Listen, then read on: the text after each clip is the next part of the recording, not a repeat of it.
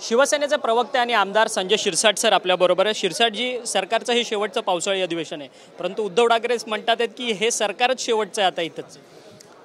उद्धव ठाकरे साहेबांनी म्हणलं याचा अर्थ आमचं सरकार पुढे येणार आहे असं समजायचं।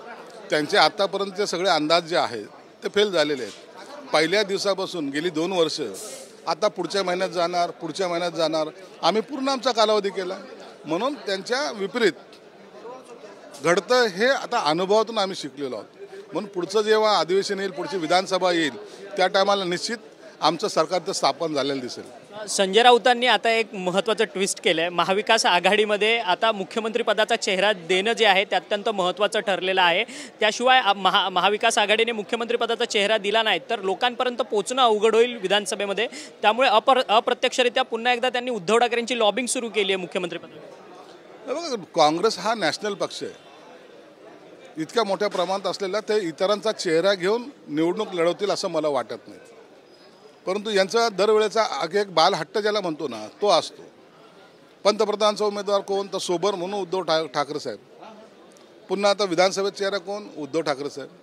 परंतु ह्या जर झालं नाही तर तो त्या नेत्याचा अपमान आहे हे यांना कळत नाही। म्हणून हे सर्व ठरल्यानंतर जर एखाद्या वेळेला आपण जर चेहरा पुढे आणला तर त्याला महत्त्व असतं। आता उद्या जर काँग्रेसने जर नाकारलं तर ही नाचक्की कुणाची होईल? उबाटा गटाची होईल। पण ते समजायला यांना थोडंसं पाहिजे ना डोकं।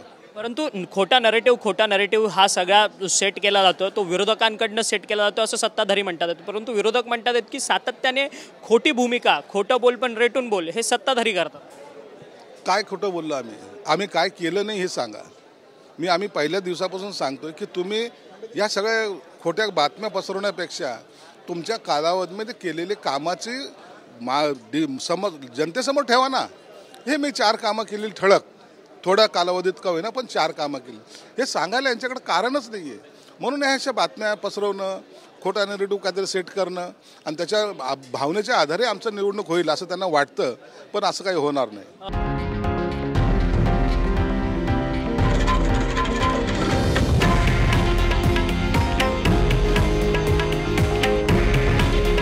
हे आहे देशातील नंबर 1 न्यूज नेटवर्क आणि आपण पाहत आहात TV9 मराठी।